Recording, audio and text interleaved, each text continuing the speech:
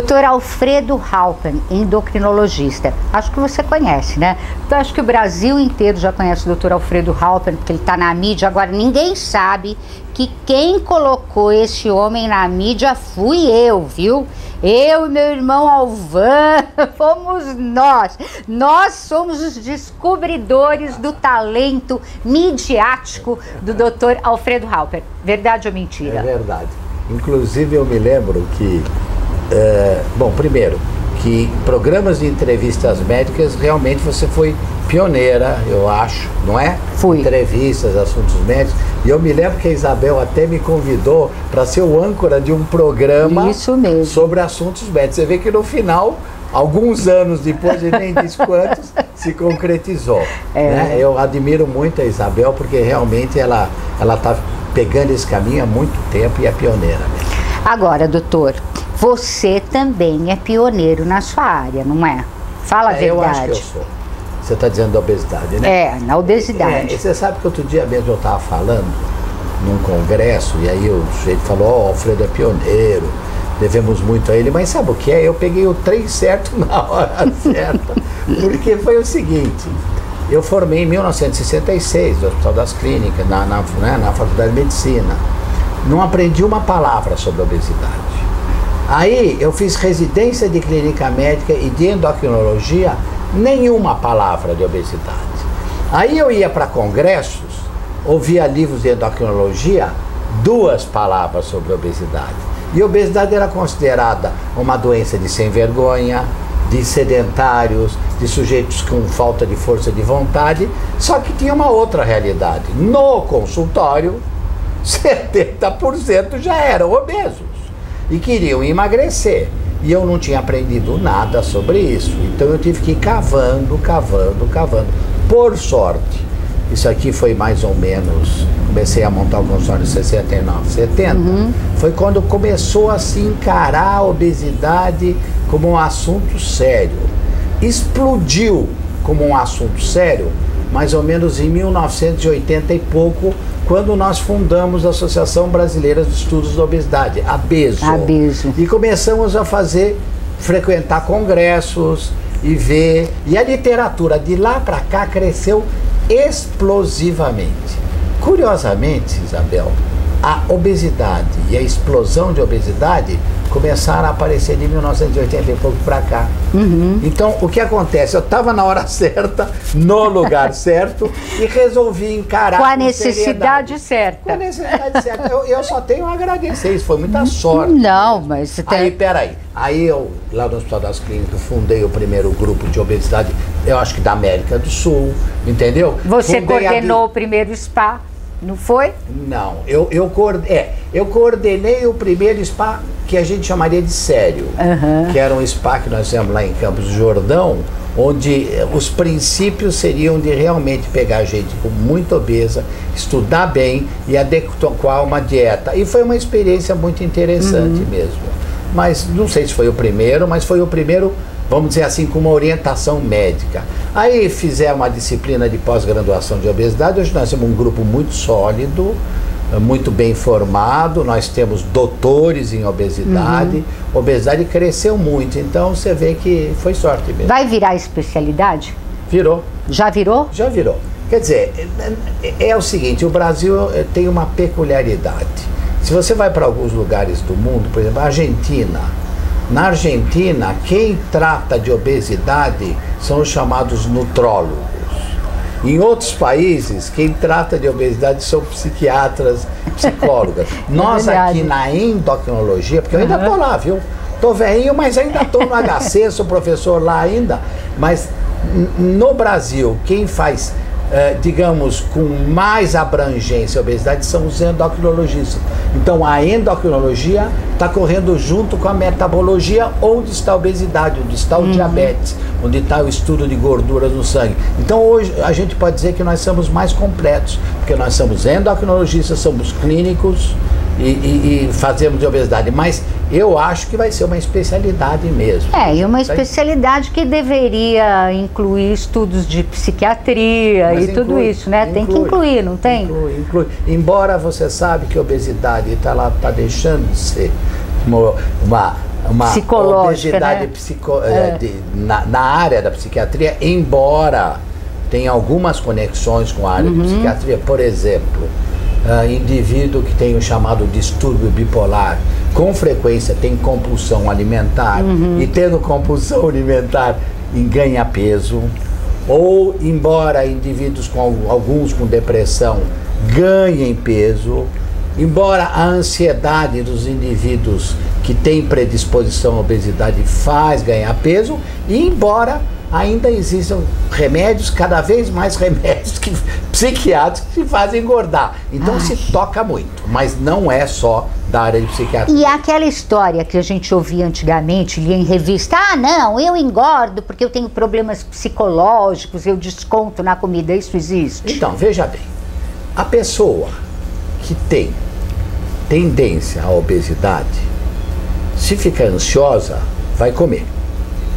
Se ficar deprimida, com frequência vai comer. Também vai comer. Agora, a pessoa que tem tendência a ser magra, pode na hora comer. que ela ficar ansiosa, ela deixa de comer. Ela deixa, entendeu? É o contrário. E quando ela ficar deprimida, ela deixa de comer. Então, o que acontece? Tem uma interação entre a pessoa, entre a biologia da pessoa e o meio ambiente.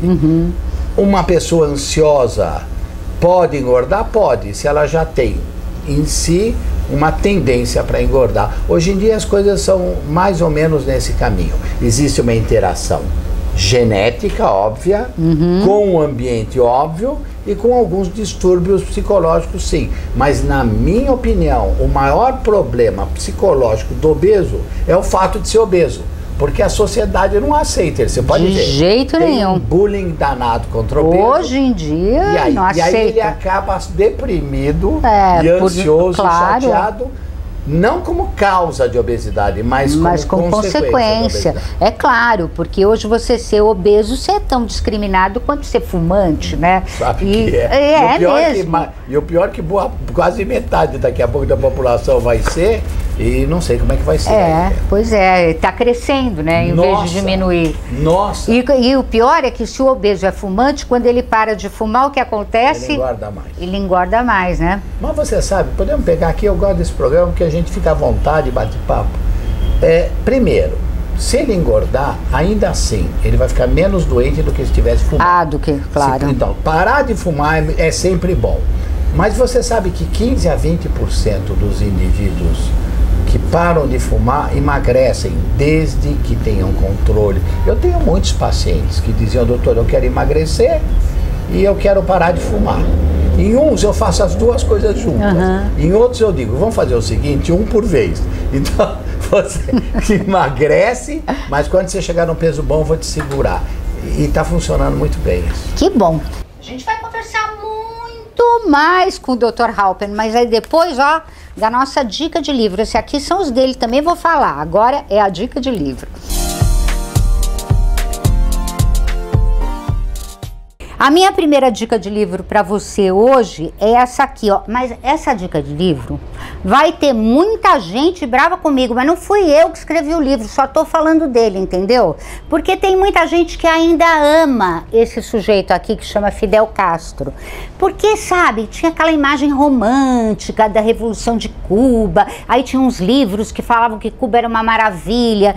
Aí vem este cubano, né? Este cubano aqui que escreveu esse livro, que é o Humberto Fontova, e ele nasceu em 1954, né? É refugiado de Cuba, e ele resolveu pesquisar a vida do Fidel Castro e as coisas que aconteceram no regime de Cuba de lá para cá, e escreveu esse livro mostrando que Cuba não é um paraíso para quem vive lá, embora seja um paraíso, né, de bonito, de paisagens e tudo.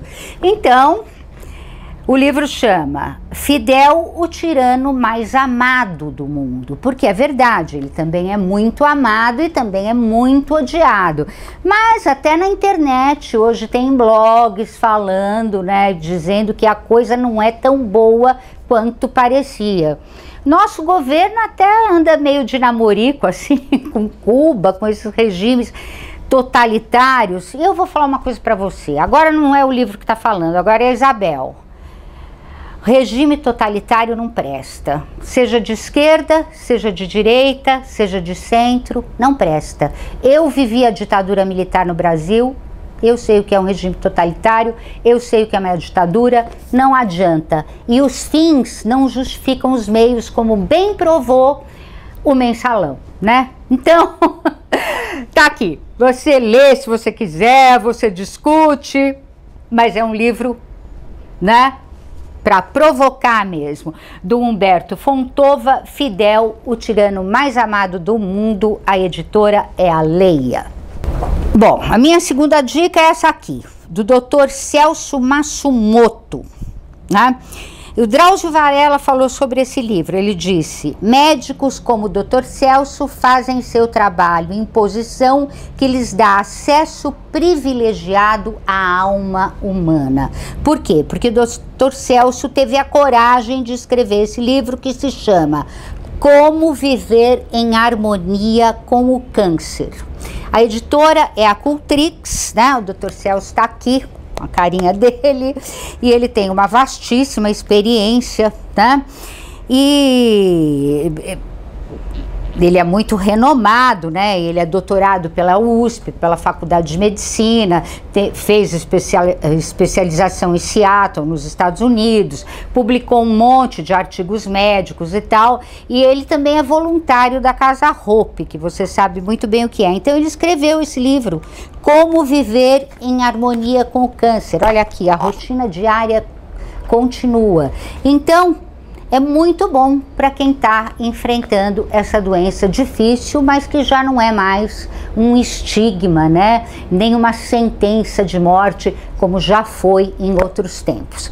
Da editora Cultrix, Como Viver em Harmonia com o Câncer, do Dr. Celso Matsumoto.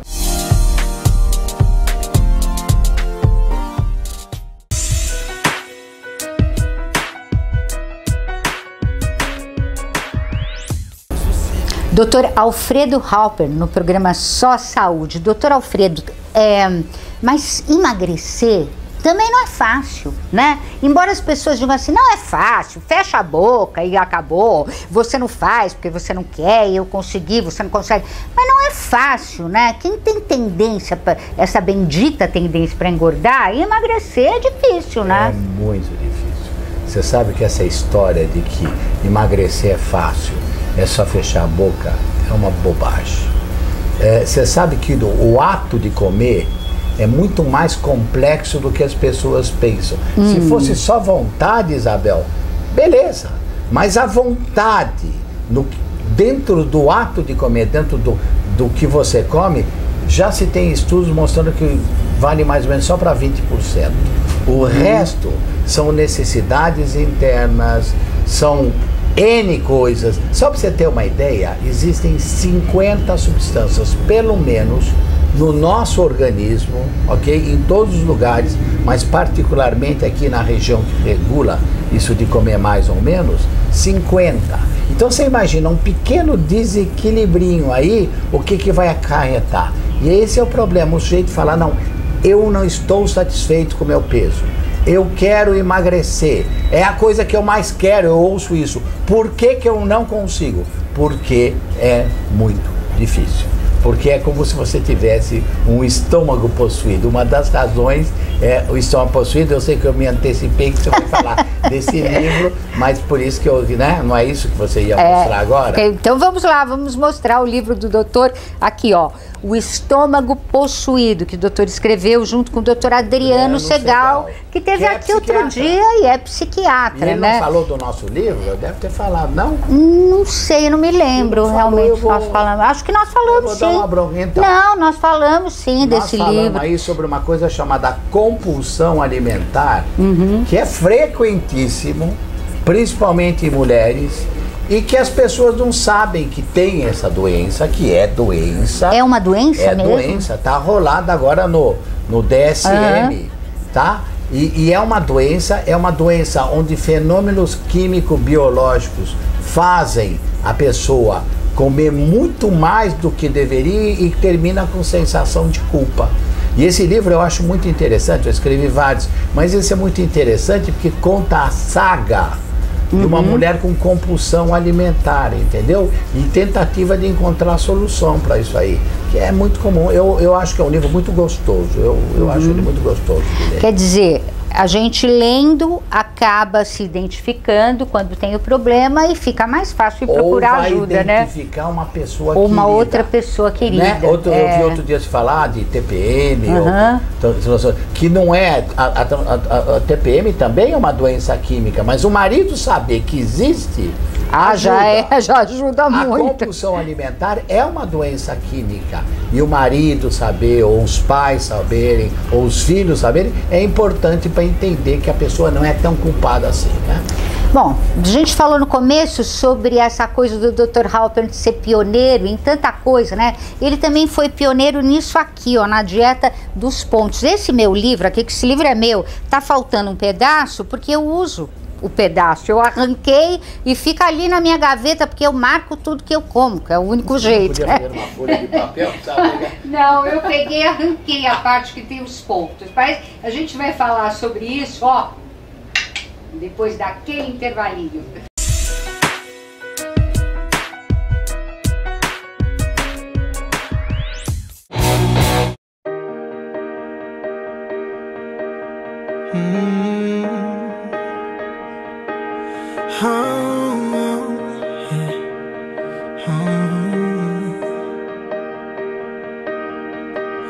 Every part of my heart I'm giving out.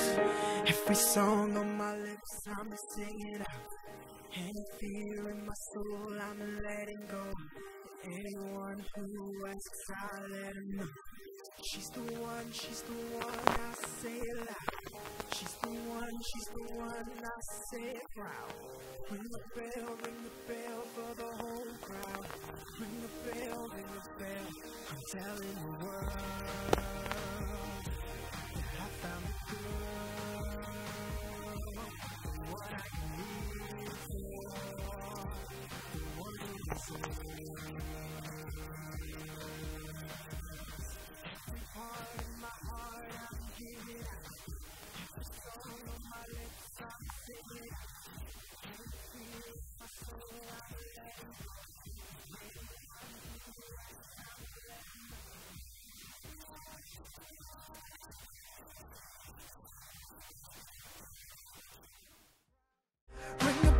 Ring a bell for the whole crowd. Ring a bell, I'm telling the world that I found the girl, the one I can live for, the one who deserves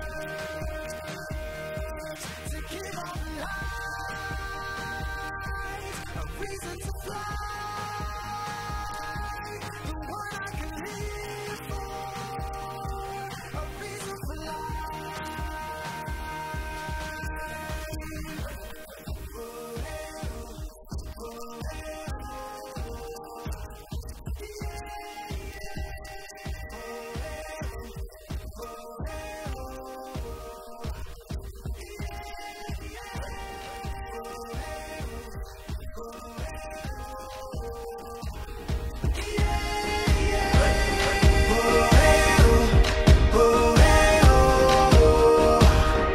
I'm telling the world that I found the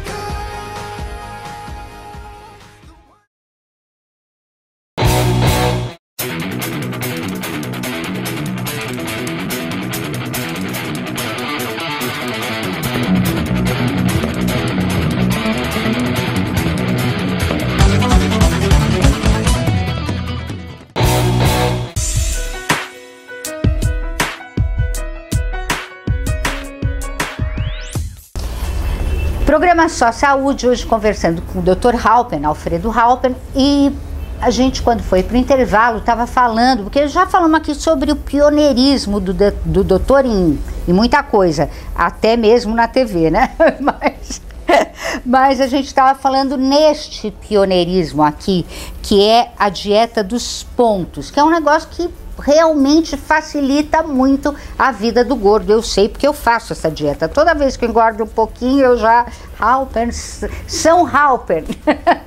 Tanto que, ó, tá faltando um pedaço da dieta aqui no meu livro, porque fica ali na minha gaveta, né, doutor? Como é que surgiu essa ideia bacana? Então, eu gosto de contar essa história. Como eu te disse, eu entrei no consultório, 69, 70, tinha poucos pacientes, mas ele foi começando a aumentar o número de pacientes. E naquele tempo as dietas eu chamo de dietas burras, que continuam a ser feitas, aquela 2 colheres de arroz, 2 colheres de feijão, uma verdurinha, um bife, sabe? Ninguém aguentava mais, doce proibido, vocês não sabem como é que era um terrorismo. Mas eu olhava, eu já identificava que havia pessoas que não podiam ficar sem comer doce, por exemplo. E havia pessoas que não podiam ficar sem comer determinadas coisas que seriam proibidas. Por mais que eu estudasse, eu não conseguia entender por que essas coisas seriam tão ruins. Porque o que importa é o número de calorias. O que importa realmente, Isabel, para emagrecer, é você comer menos calorias do que você gasta. Acabou. Fim. A caloria pode vir do doce, da sardinha, do açúcar, da feijoada, do churrasco. O que importa é o número de calorias. Então, primeiro conceito, você pode comer de tudo. Isso eu acho muito importante. Não, isso é muito importante mesmo. Segundo, por outro lado, você precisa aprender a se controlar. Então você precisa calcular para cada pessoa, e cabia isso ao médico, cabe ao médico, calcular quanto ela gasta, né? E cada vez nós temos mais meios de ver isso aí, e adaptar uma dieta em pontos que coma menos do que gasta. Terceiro, eu acho ainda que a pessoa anotar, pelo menos no começo, facilita emagrecer. E já havia trabalhos clínicos mostrando isso. Que se você pega uma população e você faz essa população anotar o que come, ela perde peso. Porque ela começa a prestar atenção no que ela come. Porque muitas pessoas, a maior parte das pessoas não presta atenção e perdia peso. E aí surgiu uma dieta onde você pode comer de tudo, tá certo? Desde que você saiba o número de calorias que você faça, mas que você presta atenção. E aí, por que pontos? Porque eu acho ponto simpático. Na verdade, eu vou contar um segredo aqui. Mais ou menos na mesma época, havia uma dieta chamada dieta dos astronautas. Eu não sei se vocês lembram disso. Eu lembro bem. E a dieta dos astronautas, que era uma estapafúrdia, tinha nada a ver, mas tinha pontos. Eles usavam o termo ponto. Foi ponto é simpático, né? Porque caloria é muito. Você vê, 1.580 calorias, 1.400. Não, isso é muito chato. Então vamos pegar uma unidade que é o ponto, que equivale a calorias, porque não é que o meu ponto é diferente, meu ponto corresponde a calorias, só que um ponto é 3,6 calorias. Aí eu procurei uma dessas coisas matemática que desce, aí eu cheguei nesse ponto que vale 3,6 calorias. Aí chamei isto de dieta dos pontos, mas eu quero deixar claro que a dieta dos pontos não é mais uma dieta milagrosa dessas que abundam em livrarias aí, que toda semana e que não adianta alguma nada, estrela né? fez, alguma... É mentira. Sabe, vende muito isso aí, mas é bobagem. A dieta de pontos nada mais é que uma dieta baseada em calorias, onde a pessoa anota e pode comer de tudo, e se controla. E principalmente, aprende a manter o peso para o resto da vida. Por quê? Desde que ela possa comer de tudo, ela aprende a comer de tudo. Enquanto que aquelas dietas idiotas tradicionais, você é restrito, e na hora que você para de fazer dieta, você ganha peso de novo. Engorda de novo. Aí surgiu, e na verdade pegou bem, sabe? Pegou rastilho, pegou bem, começou a ser mais conhecida. No fundo é uma filosofia, é muito mais uma filosofia do que a dieta. Aí eu publiquei o primeiro livro, que chama Entenda a Obesidade e Emagreça. Foi um livro curioso, porque um dia eu falei, sabe o Flávio Chicovati? O Flávio Chicovati era editor de uns livros. Eu falei, Flávio, estou com vontade de escrever. Eu falei, eu banco. Eu faço para você. Eu falei, Flávio, eu nunca escrevi o livro, escreve e vai por mim. Aí eu escrevi o livro, isso é uma história curiosa. Escrevi o livro e ficou bom. Eu olhei ali e falei, ficou bom. Você achou? Eu acho que ficou bom. Aí eu falei, Flávio, vai ser um best-seller. Ele falou, se for um best-seller, eu te dou um prêmio. Foi best-seller. E foi best-seller, vendeu um monte isso aqui. Aí eu falei, olha, o pessoal, qual é a filosofia aqui desse primeiro livro? Que agora está esgotado e talvez volte, de alguma outra maneira. Que os sujeitos não sabem do que se tratam. Então os gordinhos, eles querem emagrecer, eles se atiram a qualquer aventura, mas eles não entendem o problema deles, e nesse livro eu expliquei. Aí eu já escrevi uns 12, 13, sabe que eu já perdi a conta. Inclusive tem um, posso falar de um? Pode. Que vende até em bancas de jornais, que é da Editora Abril, que é a Nova Dieta dos Pontos, e tem a Nova Dieta dos Pontos para crianças e adolescentes. Você sabe quantos livros eu já vendi? Eu fiz um cálculo aí. Quanto? Eu estou perto dos 400 mil livros. Quer dizer, nossa! Doutor Paulo Coelho. Não, doutor Alfredo Halper. Gostaria. Mas aí é gozado, porque aí o pessoal fala, mas ele está escrevendo o mesmo livro, não é? Sabe por quê? Porque não, claro como que não. A obesidade evolui. Lógico. Evolui, cada 2, 3 anos, evolui muito. Você vê que desde que descobriram a leptina, já ouviu falar da leptina, que é um hormônio que é produzido no tecido gorduroso e que faz emagrecer, evolui de uma maneira extraordinária. Então precisa atualizar. Além de que o valor calórico dos alimentos às vezes é reformulado, além de que cada dia surgem novos alimentos. É uma coisa impressionante. A indústria lança toda hora, não é? Novos alimentos, descobre-se novas coisas. Então eu tenho que atualizar. É claro. Quer dizer, eu fiquei como escritor, agora... como... é bico. Mas eu gosto. Agora, doutor, eu sei que para emagrecer na dieta dos pontos, uma mulher come cerca de 300 calorias, o homem cerca de 300 pontos, o homem cerca de 400 isso pontos. É pouco, mas deve ser muito mais individualizado isso, sem né? Sem nenhuma dúvida. Por quê? Mas uma coisa eu te juro, qualquer mulher que fizer 300 pontos vai emagrecer. Ah, eu sei, porque eu sempre emagreço. E qualquer homem que fizer 400 pontos pode ser que passa fome. Entendeu? Mas que emagrece. Isso que eu diria é quase o mínimo, sabe? De 300 e 400. Mas realmente eu tinha... Você sabe que eu pego? É curioso, esse papo é gostoso com a Isabel, porque fica assim, eu me sinto, né, assim, ó, em casa batendo papo. Às vezes eu encontro pessoas, você vê, eu estou fazendo medicina já, imagina, eu tenho até vergonha, né? Fiz 45 anos de formado. Mas eu pego pessoas com 30 anos e falo, doutor, eu fiz sua dieta dos pontos quando eu tinha 18, e nunca mais me encurtei na vida. Isso é tão gratificante, sabe? É um negócio, a pessoa entendeu, né? Porque você acaba criando outro hábito fazendo essa dieta. Você pode comer de tudo. Então você equilibra, você cria outro hábito, que é a melhor coisa que tem para emagrecer, né? Quer tomar um bolo, chocolate, come. Quer comer uma feijoada, come. Que nem saldo, banco, conta de banco. Ou se você entrar no negativo, você compensa. É maravilhoso mesmo. Agora, e os medicamentos para emagrecer? Esse é um capítulo complicado. Eu me lembro que a gente tinha medicamentos que as mulheres tomavam, emagreciam e como brinde, enlouqueciam, né? Também mexia com a cabeça. Então, como é que é? O que funciona, o que vale, o que não vale? Esse é um terreno pantanoso.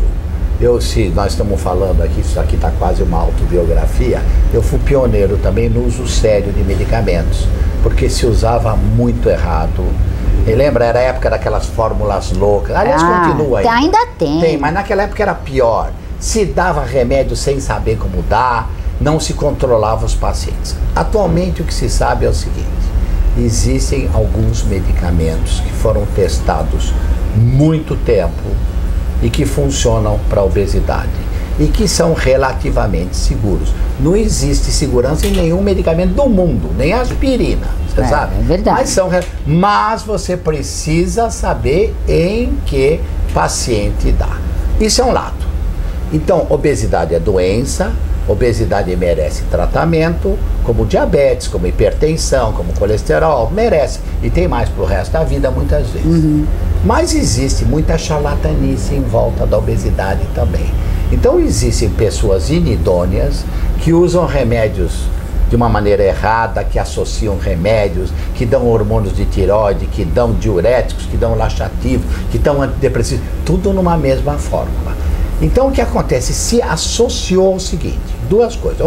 Que obeso é sem vergonha e que não merece remédio. E segundo, que os remédios para emagrecer são muito perigosos por causa da anfetamina, que não tem mais, que não se usa mais para a obesidade, que era a precursora de outras. O que acontece? Criou um bruto preconceito contra o obeso. Na verdade, contra o médico que cuida do obeso e contra o remédio. Aí vem a Anvisa, isso eu falo em asta pública, e com uma posição absolutamente não defensável, porque não científica, eles acham que estão usando cedo, mas não estão, onde algumas pessoas que têm preconceito contra a obesidade, eu já escrevi até isso, viu? Eu não tenho medo de dizer isso aí, eles resolvem, eles cortam alguns medicamentos. E aí outro dia saiu uma reportagem, não sei se você viu, que isso correu paralelamente com o aumento dos chamados medicamentos off-label, que não são medicamentos aprovados por obesidade, mas peraí, Isabel. Mas tá na internet de monte. Não, esses off-label funcionam, alguns sim. Alguns funcionam, Eu não acredito em nenhum. Isabel, jornalismo você me ensina, medicina eu te ensino. Sabe? Então isso aí é outra coisa. Não, mas que funciona. E o que acontece hoje em dia, para obesidade mesmo, on-label, quer dizer, que estão na bula, tem a sibutramina, que sofre ameaça todo dia, e tem o Orlistat, antes era a Xenical, agora tem uma série de outros, que esse não tem nenhuma ação central. A sibutramina tem ação central, diminui o apetite, ajuda a queimar caloria, e o Xenical, o Orlistat, que diminui a absorção de gordura. Mas tem esses off-label, e eu me permito falar, por exemplo, o pessoal fala, tem um remédio que está sendo usado para epilepsia, é verdade, é o topiramato. Mas em doses adequadas, no paciente adequado, com um médico adequado e com um cuidado adequado, pode ser importante para compulsão. Tem o Fictosa, que acho que você já ouviu falar, que é um remédio, é uma bruta reportagem. Ele é usado para diabetes, que pode ajudar bastante também em muitos casos. E tem um remédio que é a bupropiona, que é um antidepressivo que usa um tempão, e que ele é usado para parar de fumar, mas que muitas vezes ajuda a emagrecer também. Nós temos um arsenal muito pequeno. Por que nós temos um arsenal muito pequeno? Primeiro, porque a obesidade é considerada doença há pouco tempo, não deu tempo. Segundo, porque existem, sabe, toda vez que fala de obesidade, para ser aprovado um remédio, você tem que fazer muito mais força, tem que se mostrar muito mais coisa do que para outra especialidade. Mas, felizmente, foram aprovados 2 novos remédios pelo FDA nos Estados Unidos, abriu um pouco o campo, abriu um pouco. E no Quer dizer, em futuro? suma, o que eu quero dizer é remédios para muitas pessoas são mesmo necessários, apesar de algumas jornalistas ainda assim... Não, peraí. Eu disse que eu não acredito nesses que estão na internet. Não, internet, não, esquece. Esses que estão... A fulana emagreceu 50 quilos. Esse eu não acredito. Nos outros eu acredito. Para internet, não compre, é tudo bobagem. O uso de medicamentos que não tem nenhum cabimento, é disseminado, mas isso deve ser complicado. Não, mas são nesses que eu não acredito. Eu estou falando dos comercializados, vendidos com receita. Não, os vendidos com receita eu não só acredito, como tomo.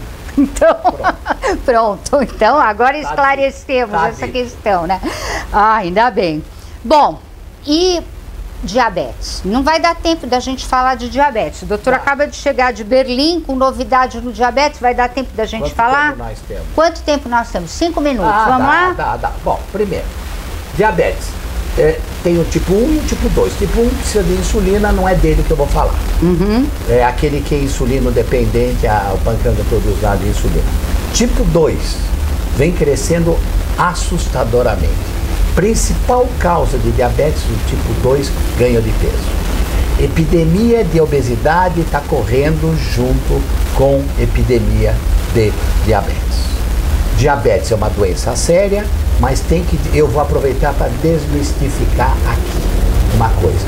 O pessoal antigamente achava, tô diabético, tô ferrado, vou usar um termo. E vou ter problemas no olho, no rim, nos nervos, em tudo, né? Não amputar, aquelas coisas. Acabou isso. Hoje em dia, você descobrir que tem diabetes não é o fim do mundo. Diabetes, felizmente, tem muitos medicamentos, tem muita compreensão. E eu vou dizer uma coisa para você. Eu tenho pacientes que, pelo fato de descobrirem ser diabéticos, mudaram totalmente o estilo de vida, vão viver mais tempo, melhor, emagreceram, com mais saúde. Entendeu? Com mais saúde. Agora, é um alerta, diabetes está mesmo crescendo, e vou dizer uma coisa, a tendência é aumentar ainda. Você sabe qual é a prevalência de diabetes ou pré-diabetes em crianças, em adolescentes nos Estados Unidos? 23%. Que é um número quase altíssimo. Crianças com tipo 2. Mas é porque as crianças estão obesas, não é? É, mas eu vou dizer uma coisa para você, que eu sei que você gosta dessas coisas. A obesidade não vem crescendo muito mais nos Estados Unidos. É gozado, nesses países avançados, cresceu e está tendendo a estabilizar. Tá... Não é como o Brasil, que ainda está crescendo. E a obesidade nos últimos 10 anos não cresceu entre as crianças nos Estados Unidos, mas o diabetes cresceu extraordinariamente. De duas, uma. Você precisa de um tempo, quer dizer, a criança está obesa há um bom tempo para desenvolver o diabetes, ou tem outras coisas no meio desse caminho aí que nós estamos estudando, que são, por exemplo, substâncias, já ouviu falar de disruptor endócrino? São substâncias químicas que todos nós temos acesso, pesticidas, plásticos, você está entendendo? Fungicidas, que estão aí de alguma maneira mexendo no nosso organismo e provocando essa explosão de diabetes. Então, primeiro, está crescendo. Segundo, dá para tratar perfeitamente bem. E outra, a melhor maneira de evitar é realmente não ganhar peso. Você vê que diabetes foi. Agora, o que eu trago de novidades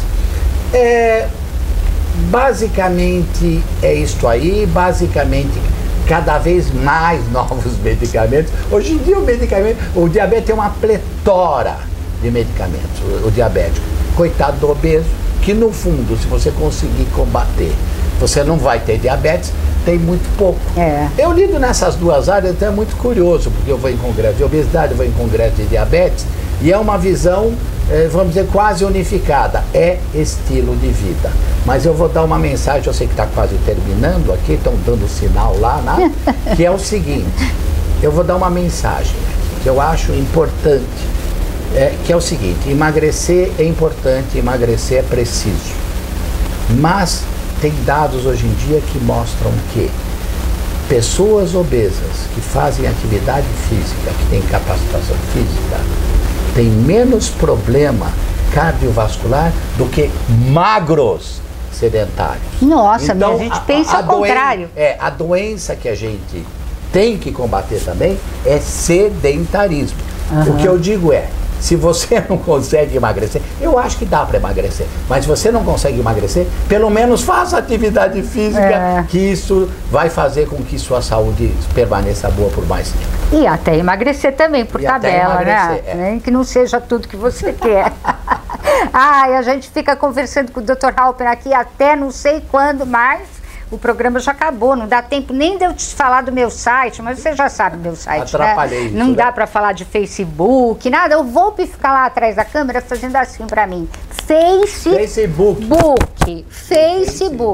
Né? E Twitter Alfredo Halper, vou entrar aqui. Quem tiver dúvida, Twitter Alfredo Halper. Beleza.